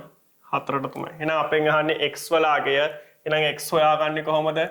x සමානයි මෙතනදී 4 බෙදීම 4/3. හොඳට බලන්න මේ අනුපාත දේවල් හදන විට අනුපාත ඉලක්කම් දෙකේ එකතුව වැඩි කිරීම මෙතන මුළු දුර. ඇයි මේ දෙන්න අතර මුළු දුර දීලා තියෙන්නේ 7 මීටර්නේ. එහෙනම් මෙතනදී x වල අගය සමානයි මේ දෙකේ එකතුවත් 7යි 4යි මීටර. ඕනනම් මෙතන මේ ලක්ෂ්‍ය වටා ගූර්ණ ගැනීමෙන් මේක හොයන්නත් පුළුවන්. ගූර්ණ ගැනීමෙන් ඕනනම් මේ සම්ප්‍රයුක්තය සලකලා සම්ප්‍රයුක්ත බලයෙන් ගූර්ණය සමානයි දැන් මේ දෙන්නගේ සම්ප්‍රයුක්තය මෙයා කියලා හිතලා හදනවා නම් සම්ප්‍රයුක්ත බලයෙන් ගූර්ණය සමානයි බල පද්ධති මෙතනදී බල පද්ධතියෙන් ගූර්ණය කියලා එක යොදලා හදන්න පුළුවන්. එහෙම නැත්නම් මේ 700 අමතක කළා මේ දෙන්න සලකලා හදනවා නම් මේ ලක්ෂ්‍ය වටා ගූර්ණ ශුන්‍ය විය යුතුයි කියන එක හිතලා හදන්න පුළුවන්. තේරුණානේ? මේ දෙන්නගේ සම්ප්‍රයුක්තය මේ ගූර්ණ අරගෙන හදන විදිය කියන්නේ මේ දෙන්නගේ සම්ප්‍රයුක්තය මෙයා කියලා හදනවා නම් සම්ප්‍රයුක්ත එතකොට මෙයා ගැන හිතන්න එපා. සම්ප්‍රයුක්ත බලයෙන් ගූර්ණය සමානයි බල පද්ධතියෙන් ගූර්ණය කියන එක යොදලා හදන්න පුළුවන්. එතකොට මෙයාව එහෙම හිතන්නේ නැතුව මේ බල තුන ක්‍රියා කරනවා කියලා ගත්තා නම් සමතුලිතතාවයට මේක වටා ගූර්ණ බිඳුවට සමාන කරලා හදන්න පුළුවන්. හරිද?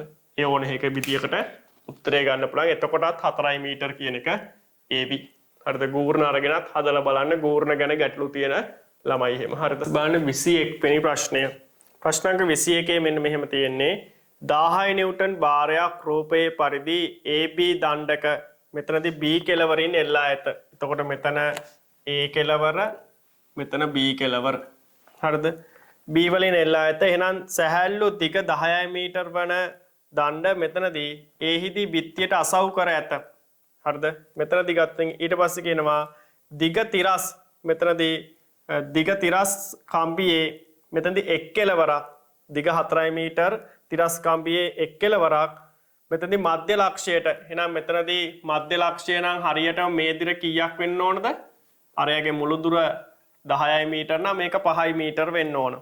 මධ්‍ය ලක්ෂයට සම්බන්ධ අනෙක් කෙලවර Aට 3 මීටර ඉහළින් පිහිටි මෙතනදී බිත්තියේ ලක්ෂයට සම්බන්ධ කර ඇත. කම්බියේ ආතතිය. එහෙනම් කම්බියේ ආතතිය අපිට ගන්න පුළුවන් මෙතනදී මේක අපි T කියලා ලකුණු කරගමු. එහෙනම් T හොයන්න අපිට පුළුවන් අනිවාර්යෙන් අසව්ව වටා තමයි අපිට ගූර්ණ ගන්න වෙන්නේ. මොකද අසව්වෙන් ඇති වෙන බල අපි දන්නේ මේක xy කියලා දාලා අපිට ඕනනම් හොයන්න පුළුවන්. හරිද? xy කියලා දාලා අපිට හොයන්න පුළුවන්. අපි එතකොට A දෙන්න හොයන්න ඕනේ නැහැ. ඒකින්ද අපි A දෙන්නව මගහර ගන්න මොකද කරන්නේ? මෙතනදී A වටා තමයි ගූර්ණ ගැනීම සිදු කරන්නේ. එහෙනම් A වටා ගූර්ණ ගන්න ලම්බක දුරවල් හොයා ගන්න ඕනේ. එහෙනම් මේකට තියෙන ලම්බක දුර අපිට මෙතන ගන්න පුළුවන් මෙතන θ මෙතන θ නම් මෙන්න මේ දුර අපිට හොයා ගන්න පුළුවන්. ඒ බලයට ලම්බක දුර ඒක අපිට හොයා ගන්න දෙයක් නැහැ. ඒක 3 කියලා දීලා තියෙනවා. එහෙනම් අපිට මෙන්න මේක හොයා ගන්න පුළුවන්. මෙයා 1000 නිව්ටන්. එතකොට එයාට තියෙන ලම්බක දුර මෙතනදී මෙතන θ නම් මෙතන θ. එහෙනම් මේ දුර අපිට සුළු කර ගන්න පුළුවන් කොහොමද? මේ දුර ගන්න පුළුවන් අපිට මේ දුර මුළු දුර 10 මීටර. එහෙනම් 10යි cos θ. 10යි cos θ. හරිද? එතකොට ඒව එකපාර කරන්න බැරි කෙනෙක් ඉන්නවා නම් මේ බොහොම සරලයි. මේක x කියලා ගන්න මේක 10යි මේක θ. එහෙනම් cos θ සමානයි 10 බෙදීම x. 10 බෙදීම x. හරිද? 10 බෙදීම x බෙදීම 10යි. x බෙදීම 10යි. කර්ණය මෙතනදී බද්ධ පාදයේ බෙදීම කර්ණය. එහෙනම් ඒකෙන් 10 මේ පැත්තට ගුණ කරන්න x කියන එක ගන්න පුළුවන්. හරිද? ඊට පස්සේ මෙතනදී එහෙනම් A වටා ගූර්ණ ගන්න. A වටා ගූර්ණ ගත්තොත් එහෙම මෙතනදී අපිට එනවා මේකෙදී 1000 වැඩි කිරීම 10යි cos θ ඍණ මෙතනදී ගත්තොත් එහෙම t වැඩි කිරීම 3. එහෙනම් 3යි t සමානයි 10 මෙතනදී ගත්තොත් එහෙම 1000 වැඩි කිරීම 10 cos θ කියන්නේ cos θ කියන්නේ බද්ධ පාදය බෙදීම කර්ණය. එහෙනම් මෙතනදී මේ ත්‍රිකෝණයෙන් සලකන්න. ඒ ත්‍රිකෝණයෙන් සලකුවොත් බද්ධ පාදය මෙතනදී 4යි කර්ණය 5යි. එහෙනම් මේකට මේක කපලා ගියා 2යි. එහෙනම් මෙතනදී ගත්තොත් t සමානයි 8000 බෙදීම 3 කියන එක. එහෙනම් t සමානයි මෙතනදී බෙදාගෙන ගියොත් එහෙම 2යි කියලා ගන්න පුළුවන්. එහෙනම් ආයේ දෙකක් ඉතුරුයි. එහෙනම් 20ට මෙතනදී ගත්තේ 3 ඒවා 6යි. නම් මෙතනදී ආයේ 6යි. නම් ওই විදියට එන උත්තරයක් එන්නේ 2600. මෙතන 6යි 6යි 6යි ගානක් නේ එන්නේ. ඔහොම 7ක්. ඔහොම 7 ඉලක්කමක්. එහෙනම් මෙතනදී ගත්තොත් ඉතින් මේකෙදී මෙන්න මේක වටයලා t සමානයි ආසන්න වශයෙන් යහන්නේ. ෘත්තිරස් ආතතිය වන්නේ. එතකොට මෙතනදී ආසන්න වශයෙන් අපිට ගන්න පුළුවන් 2667යි නිව්ටන් කියලා. ඔය විදිහට උත්තරය අරගන්න පුළුවන්. ඒතර අසව්‍ය ප්‍රතික්‍රියාව හොයන්න ඕන වුණා නම් අසව්‍ය ප්‍රතික්‍රියාව හොයන්න ඕන වුණා නම් සිරස්වයි තිරස්වයි විභේදනය කළා x ටයි y ටයි අගයන් ගන්න පුළුවන්. එතකොට x සමානයි කීය දෙන්නේ? x සමානයි t. y සමානයි කීයද? 1000 නිව්ටන්. අන්නේ දෙන්නගේ සංප්‍රයුක්තය තමයි අසව්‍ය ප්‍රතික්‍රියාව. අසව්‍ය ප්‍රතික්‍රියාව ඔය ගැටලුවේ ඇහුවනම් මේක t ට සමාන කරා මේක y ට සමාන කරා ඒ දෙන්නගේ සංප්‍රයුක්තය ගත්තා. ඒක තමයි අසව්‍ය ප්‍රතික්‍රියාව. බලන්න මේකෙදී 22 වෙනි ප්‍රශ්නය.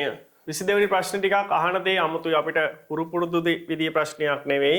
බලමු මේකෙදී අපිට දීලා තියෙනවා බලය කාල ප්‍රස්ථාරයක්. එහෙනම් ඒක දීලා මෙන්න මෙහෙම කියනවා ස්කන්ධය 2 කිලෝග්‍රෑම් වන වස්තුවකට x අක්ෂයේ ඔස්සේ නිදහසේ චලනය වීමේ හැකියාව ඇත. ආරම්භයේදී නිශ්චලයිලු ඒක ගානට වැදගත්. ඇති අතර x ධන දිශාවට ක්‍රියාත්මක වන බලයක් t මෙතනදී t සමානයි බිඳුවේ සිට ඉදිරියට මෙතනදී එය මත ක්‍රියා කරයි. කාලයේ t ට ඉදිරිව බලය විචලනය වන ආකාරය පෙන්වා ඇත. එහෙනම් තප්පර 4.5කට පසු ස්කන්ධයේ චාලක ශක්තියයි අහන්නේ. එහෙනම් ස්කන්ධයේ චාලක ශක්තිය බලය කාලයේ ප්‍රස්ථාරයේ වර්ගඵලයෙන් ලැබෙන්නේ මොකද්ද? බලය කාලයේ ප්‍රස්ථාරයේ වර්ගඵලයෙන් ලැබෙන්නේ ගම්ම්‍යතා වෙනස. බලය කාලයේ ප්‍රස්ථාරයේ වර්ගඵලයෙන් ලැබෙන්නේ ගම්ම්‍යතා වෙනස නැත්නම් මෙතනදී ආවේගය. එතකොට මේ ආවේගය නැත්නම් ගම්ම්‍යතා වෙනස කියන්නේ දෛශික රාශියක්. එහෙනම් කාලාක්ෂයේ ඉහළ පහළ වර්ගඵල තියෙනවා නම් ඒවයි මොකද්ද ගන්න ඕන? මෙතනදී වෙනස තමයි අරගන්න ඕන. එහෙනම් මෙතනදී ගන්න පුළුවන් මේ කෑල්ලේ වර්ගඵලය අපිට ඩෙල්ටා mv සමානයි මෙතනදී මේ කෑල්ල භාගය වැඩි කිරීම ආධාරකය වැඩි කිරීම ලම්බක උස ඍණ මේ කෑල්ල මෙන්න මේ අගය හොයාගන්න කොහොමද කරන්නේ? මේ කෑල්ල ගත්තොත් ඉතින් බලන්න මෙතන මේ දුර 1.5යි. මෙතන ඒ වගේ දෙගුණයයි. එහෙනම් මේ දෙන්නගෙම ආනතිය එකමයිනේ. එහෙනම් ගත්තොත් ඉතින් මෙතන කීයද එන්නේ? 2යි කියලා. මෙතන එන්නේ 2යි කියලා. ඍණ 2යි නිව්ටන්. ඒ ඍණ 2 වෙන්නේ බලයේ දිශාව වෙනස් වෙනවා. එහෙනම් මෙතනදී ගත්තින් අපිට ඍණ ලකුණු දාලා තියෙන. එහෙනම් භාගය වැඩි කිරීම ආධාරකය වැඩි කිරීම මෙතනදී ආධාරකයේ වෙන්නේ 1.5 වැඩි කිරීම 2. ලම්බ කොස 2යි. එහෙනම් මේක සුළු කරගන්න පුළුවන් අපිට. මෙතනදී ගත්තොත් එහෙම මේකට මේක කපල යනවා 2යි. එහෙනම් මෙතන 6 මේ දෙකට මේ දෙක කපල යනවා. මෙතනදී 6 ඍණ 1.5 ඒ කියන්නේ 4.5යි. අන්න එහෙනම් මෙතනදී ඩෙල්ටා mv සමානයි 4.5යි. නම් ඩෙල්ටා mv කියන්නේ mv ඍණ mu සමානයි 4.5යි. එහෙනම් මෙතනදී ගත්තොත් ඉතින් මේක බිඳුවයිනේ.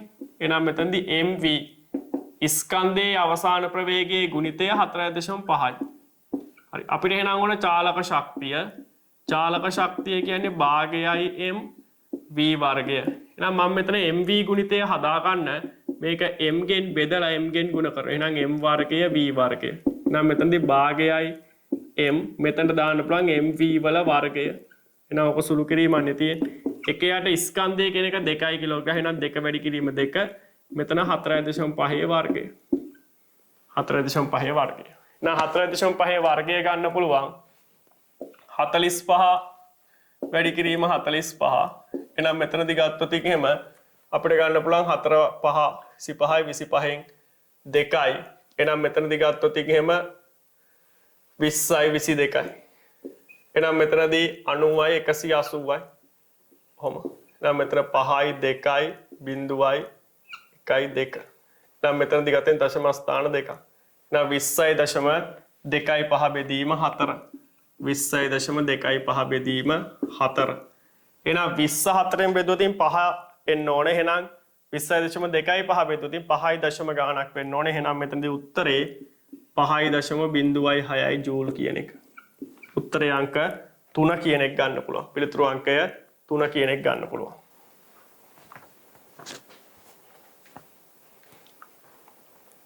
මේකෙදී 23 වෙනි ප්‍රශ්නේ ඒකේ පොඩි වචනයක් පේන්නේ නැති ප්‍රශ්නෙකුත් තිබ්බා. මේක බලන්න. මෙතනදී බෝලයක් 20 මීටර් ඉහළ සිට සිරස්ව පහළට v0 ප්‍රවේගයෙන් විසි කරයි. එය පොළවේ ගැටෙන විට එහි ශක්තියෙන් 50%ක් හානි වේ. නම් සහ නැවත එය ආරම්භක ලක්ෂයට පොළා පැනීමෙන් පසු යාන්තමින් අන්න එතනේ වචනය පේන්නේ යාන්තමින් පැමිණේ නම් v0 ප්‍රවේගය ගණනය කරන්න. නිකන් හිතලා හදන්නත් පුළුවන්. දැන් මෙයා 20 මීටර් උඩින් ඉන්නේ. 20යි මීටර්. එහෙනම් මේ තියෙන්නේ තලය. මෙන්න මෙතන තියෙන වස්තුව v0 ප්‍රවේගයෙන් පල්ලෙහාට විසික් කරනවා. එහෙනම් මෙයා ඇවිල්ලා ගැටිලා ශක්තියෙන් 150ක් හානි වෙනවා. මෙයා ආය මොනවා වෙනවද? පොලා පනිනවා. පොලා පැනලා මොකද වෙන්නේ? මෙන්න මේ කියන ආරම්භක ලක්ෂයට මම මෙතන ඇවිල්ලා වදින එක ඉඳලා චුට්ටක් එහාට කරලා අනිත් එක අඳින්න. මෙන්න මෙතනට ගිහිල්ලා යාන්තමින් මේ මට්ටමට එළබෙනවා. යාන්තමින් මේ මට්ටමට එළබෙනවා. හරිද? එතකොට මෙතනදී v සමානයි 0යි. පැහැදිලිද? හරි. එහෙනම් මෙතනදී ගත්තොතින් එහෙම පොළාපයින්න v0 ප්‍රවේගය ගණනය කරන්න. එහෙනම් බලන්න මෙතන ඉන්නකොට යාට කොච්චර ශක්තියක් තිබ්බද? mgh ධන භාගයයි m v0 වර්ගය කියන ශක්තියක් එයාට තිබ්බා. මෙතන ඉන්නකොට එච්චර ශක්තියක් තිබ්බා. දැන් මෙතනට ආපහු එනකොට කොච්චරද තියෙන්නේ? mgh කියන ශක්තියක්. එහෙනම් හානි වෙලා තියෙනව කොච්චරක්ද? හානි වෙලා තියෙන ශක්තිය දැන් මෙතන කලින් ඉන්නකොට මේ මට්ටමේ ඉන්නකොට අපි මේක මේ යටම මට්ටම විශාෂූමා කියලා ගමු. විභව ශක්ති ශුන්‍ය මට්ටම. එහෙනම් මෙතන mgh විභව ශක්තියක් තියෙනවා. මෙතනදී චාලක ශක්තියකුත් තියෙනවා. ආයේ ගැටිලා මෙතනට එනකොට මෙයාගේ මෙන්න මේ ටික හානි වෙලා. එහෙනම් හානි වූ ශක්තිය සමානයි භාගයයි m v0 වර්ගය. එහෙනම් ඒක මුළු ශක්තියෙන් 150ක්ලු. ඒ කියන්නේ මුළු ශක්තියෙන් භාගයක්. ආරම්භක ශක්තියෙන් භාගයක්. මුළු ශක්තියනේ ආරම්භක ශක්තියෙන් භාගයක්. එහෙනම් mgh ධන භාගයයි m v0 වලින් භාගය. 150ක් කියන්නේ භාගයක්නේ. භාගය සමානයි භාගයයි m v0 වර්ගය. එහෙනම් m පදයට m පදයට m පදය කපලා ගියා. දෙකේ ඉලක්කමට දෙකේ ඉලක්කමත් කපලා ගියා.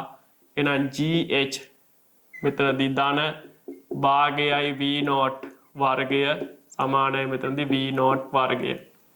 එහෙනම් මෙතනදී gh සමානයි මෙතනදී ගත්තෙන් භාගයයි v0 වර්ගය. එහෙනම් v0 සමානයි 2යි gh ගේ වර්ගමූලය. එහෙනම් v0 සමානයි 2 වැඩි කිරීම 10 වැඩි කිරීම 20 වර්ගමූලය. ඒ කියන්නේ v0 සමානයි මෙතන 20යි මෙතන 20යි. එහෙනම් 20යි ms ඍණ 1. නම් පිළිතුරු අංකය 3 කියන එක ගන්න පුළුවන්. බලන්න මේකෙදි 24 වෙනි ප්‍රශ්නය. මේකේ තියෙනවා පැත්තක දිග 4 මීටර ඍජු කෝණාශ්‍රාකාර පෙට්ටගමක් ආනත් තලයක් මත තබා ඇත. පෙට්ටගම ලිස්සා නොයාමට ප්‍රමාණවත් බලයක් එය මත ක්‍රියා කරයි. මෙතනදී තලයේ ආනතිය තීටා ක්‍රමයෙන් වැඩි කරයි. පෙට්ටගම නොපෙරළී මෙතනදී පෙරළී නොයාම සඳහා තීටා කෝණයට ගත හැකි උපරිම අගය වනුයේ.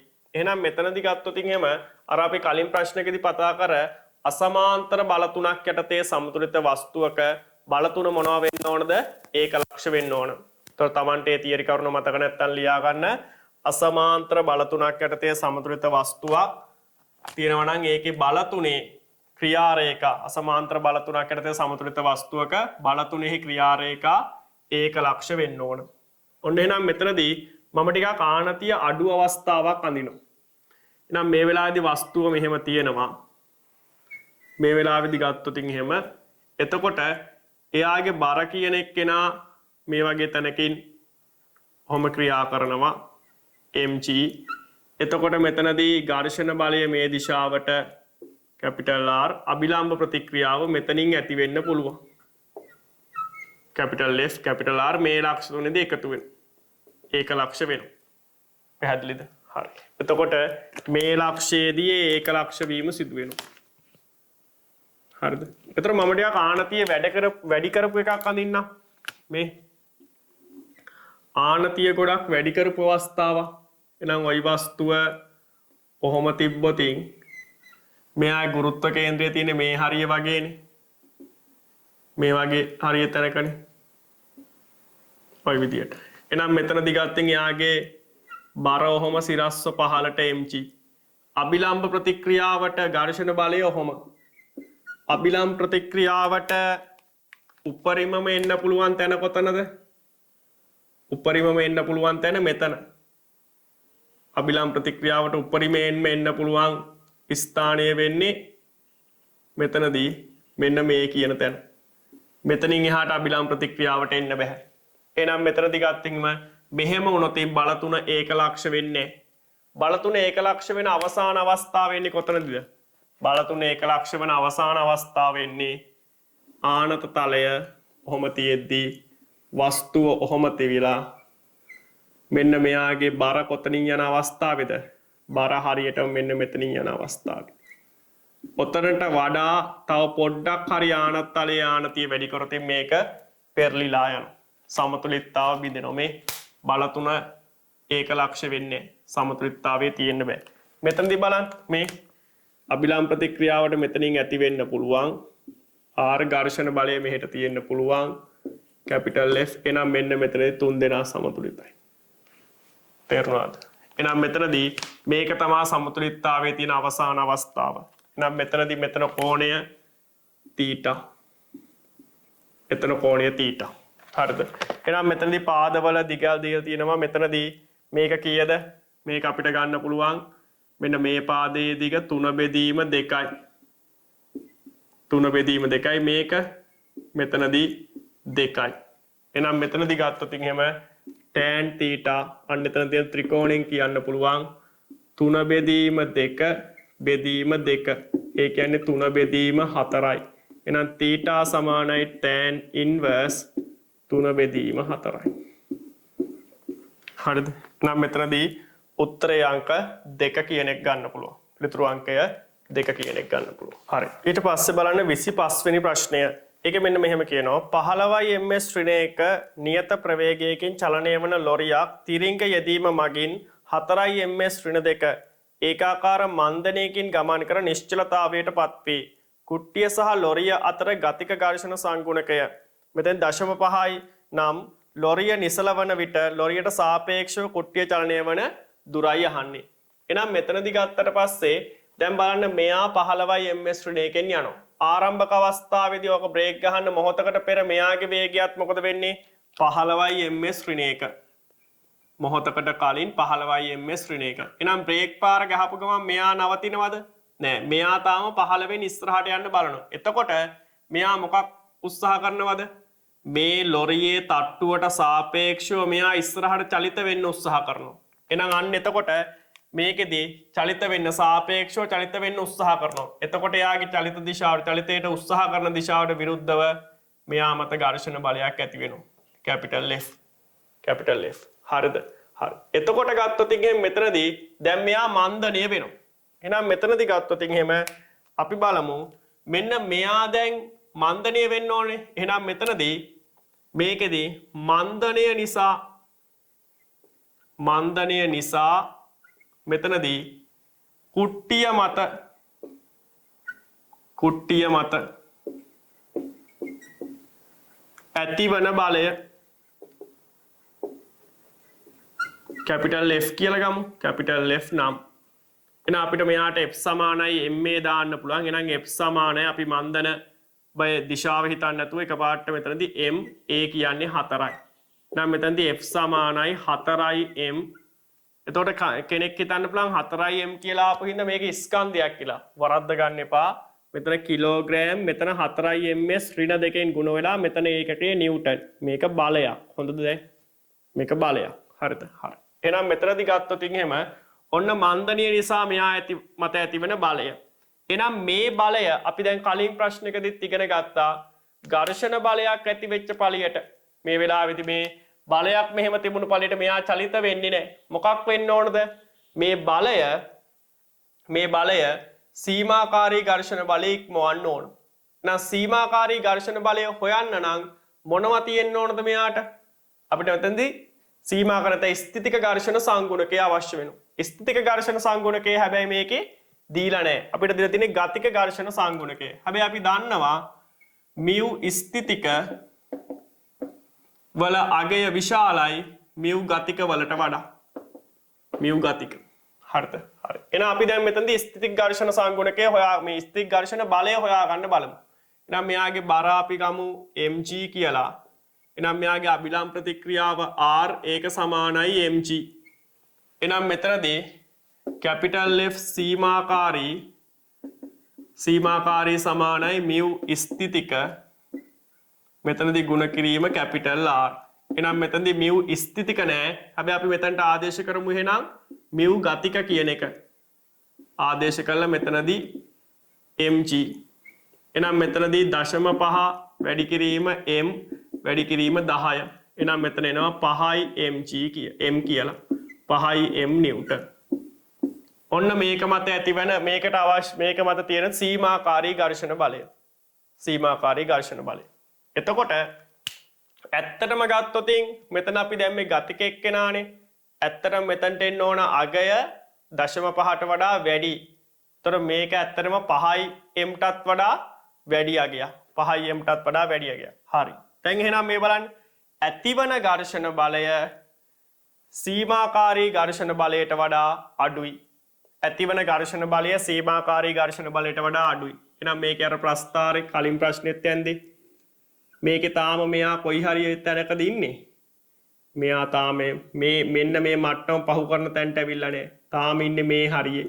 එහෙනම් මොන ප්‍රදේශයේද ඉන්නේ? නිශ්චලව පවතින ප්‍රදේශයේ. ඒ කියන්නේ ස්ථිතික ප්‍රදේශයේ ඉන්නේ.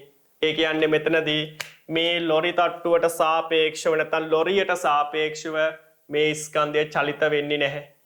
මේ ස්කන්ධය චලිත වෙන්නේ නැහැ. එහෙනම් මෙතනදී ලොරියට සාපේක්ෂව චලිත වන දුර කීයද? 0.5 මීටර. එහෙනම් උත්තරේ වෙන්නේ උත්තරේ අංක 5 කියන එක.